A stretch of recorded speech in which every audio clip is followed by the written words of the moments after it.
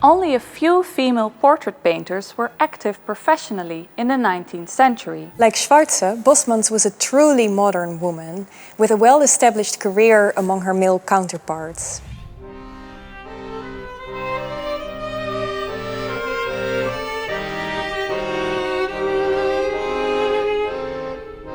This particular self-portrait won a prestigious prize at the World's Fair in Paris in 1889. Composer Antonin Dvorak composed his bagatelles in the year that also brought him renown.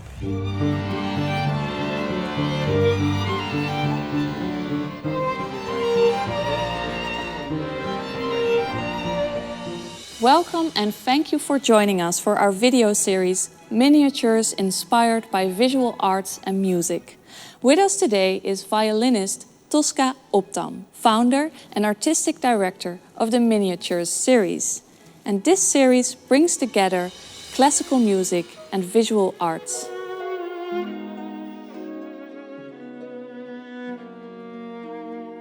Tosca has taken her inspiration from different paintings in the exhibition In the Picture, portraying the artist. And together with fellow musicians, she will perform musical pieces from a wide range of composers. In each episode, we look at one or two paintings in the exhibition, and Tosca will share with us what it is that inspires her about these artworks.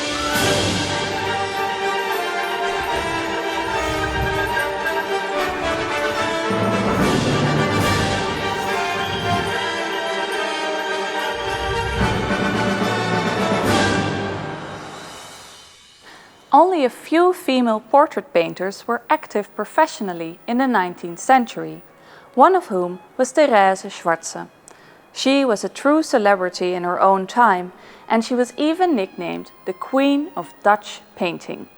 She was trained by her own father, himself a portrait painter, and she received her first portrait commissions when she was only 15 years old.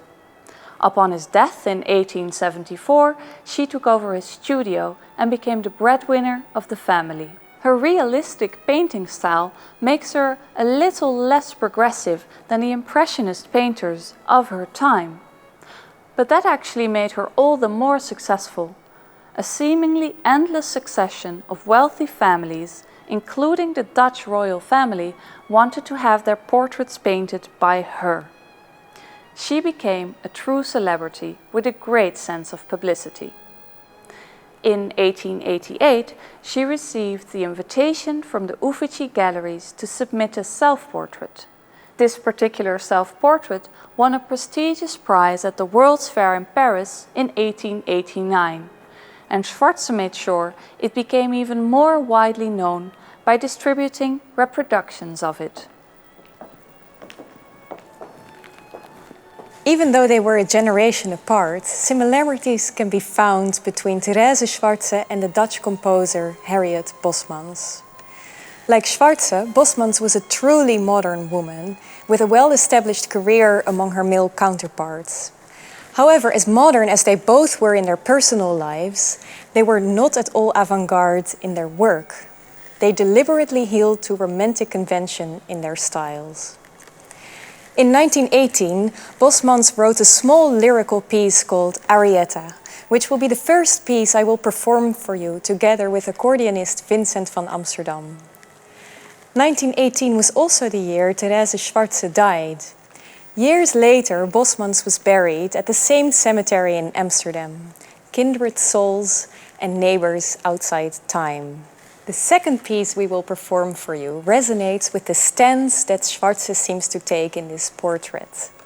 Looking ahead, hopefully. Just as this portrait brought international fame to Therese Schwarze, composer Antonin Dvorak composed his bagatelles in the year that also brought him renown. The bagatelles are miniatures in themselves.